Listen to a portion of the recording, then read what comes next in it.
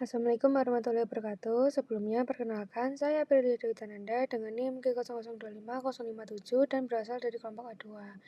Di sini saya akan menjelaskan tentang anatomi organ genitalia feminina.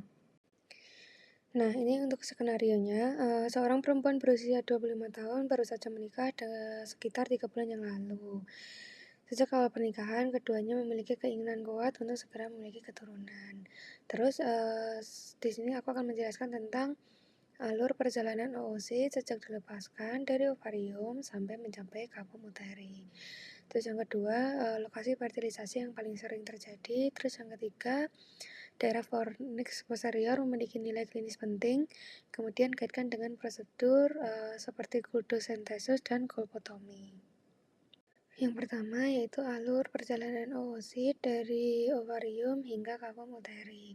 Proses perjalanan oosit dimulai dari ovulasi, yaitu saat oosit sekunder dilepaskan dari folikel the Graft, terus dilepaskan dari folikel the Graft di ovarium akibat lonjakan hormon LH. Oosit keluar sebenarnya tidak langsung masuk ke saluran reproduksi, melainkan terlebih dahulu berada di rongga peritoneum dalam waktu yang sangat singkat.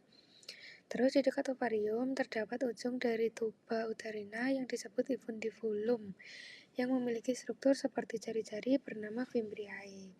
Nah, fimbriae ini sangat aktif bergerak dan berfungsi menangkap oosit agar tidak jatuh bebas di rongga perut. Setelah tertangkap, oosit akan masuk ke dalam lumen tuba uterina. Selanjutnya, oosit bergerak melalui beberapa bagian tuba uterina, yaitu yang pertama ada infundibulum, yaitu bagian awal tempat masuknya oosit. Terus yang kedua ada ambula, bagian terpanjang dan paling lebar. Terus ada isthmus, yaitu bagian sempit sebelum masuk ke uterus. Nah, pergerakan oosit ini tidak terjadi secara pasif, melainkan dibantu oleh dua mekanisme utama. Yang pertama, gerakan silia epitel tuba yang mengarahkan oosit menuju uterus. Terus yang kedua ada kontraksi peristaltik otot polos tuba yang membantu mendorong oosit ke depan. Nah, jika tidak terjadi fertilisasi, oosit biasanya hanya bertahan sekitar 24 jam, lalu akan mengalami degenerasi. Namun jika terjadi fertilisasi, oosit yang telah dibuahi, yaitu zigot, akan terus bergerak menuju kapum uteri dalam waktu sekitar 3 hingga 5 hari, sampai mengalami pembelahan sel atau cleavage. Setibanya di uterus, embrio akan mengalami proses implantasi pada endometrium. Terus ada lokasi fertilisasi yang paling sering terjadi. Fertilisasi atau pembuahan paling sering terjadi di bagian ambula tuba uterina. Hal ini bukan kebetulan, melainkan karena ambula memiliki kondisi yang paling mendukung untuk terjadinya pertemuan antara oosit dan spermatozoa. Beberapa alasan mengapa ambula menjadi lokasi utama fertilisasi. Yang pertama, diameter lumen lebih luas, sehingga memudahkan pergerakan dan interaksi gamet.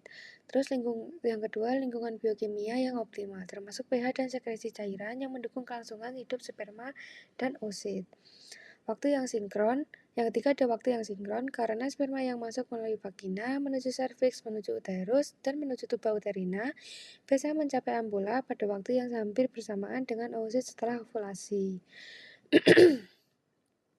Sebelum mencapai ambula, spermatozoa juga mengalami proses penting, yaitu yang pertama ada kapasitasi, yaitu proses terjadinya perubahan fisiologi agar mampu membuahi. Yang kedua ada reaksi akrosom, yaitu pelepasan enzim untuk menembus lapisan pelindung oosit. Jika pembuahan berhasil terjadi, akan terbentuk zigot yang kemudian melanjutkan perjalanan ke uterus. Namun jika terjadi gangguan transport, misalnya pada tuba, fertilisasi bisa terjadi di tempat abnormal dan menyebabkan kehamilan ektopik. Terus untuk selanjutnya, nilai klinis penting, fornix posterior dan kaitannya dengan prosedur seperti kultosentesis dan kolpotomi posterior. Nah, fornix posterior adalah bagian terdalam dari vagina yang terletak di belakang serviks. Secara anatomi, bagian ini memiliki hubungan yang sangat dekat dengan ruang di dalam rongga peritoneum yang disebut rectouterine pouch atau cavum douglasii, yaitu titik terendah dari rongga peritoneum pada wanita dalam posisi berdiri. Karena posisinya sangat dekat, fornix posterior ini memiliki nilai klinis yang sangat penting, terutama dalam diagnosis dan tindakan medis. Signifikasi klinisnya yang pertama, kafum douglassi sering terjadi tempat berkumpulnya cairan patologi seperti yang pertama darah, misalnya pada ruptur kehamilan ektopik, yang kedua nanah pada infeksi pelvis, dan ketiga cairan serosa atau asites. Karena fornix posterior adalah jalan terdekat ke area ini, maka dokter dapat mengaksesnya tanpa harus melakukan operasi. Terus aku juga akan menjelaskan selanjutnya menjelaskan tentang kuldosentesis atau kuldosentesus. Kuldosentesis adalah prosedur memasukkan jarum melalui fornix posterior untuk mengambil cairan dari kafum douglassi. Tujuan prosedur ini antara lain yang pertama, mendiagnosis kehamilan ektopik ruptur ditandai adanya darah dalam rongga peritoneum, mendeteksi nilai infeksi atau abses pelvis, terus yang ketiga menilai adanya cairan abnormal di rongga peritoneum.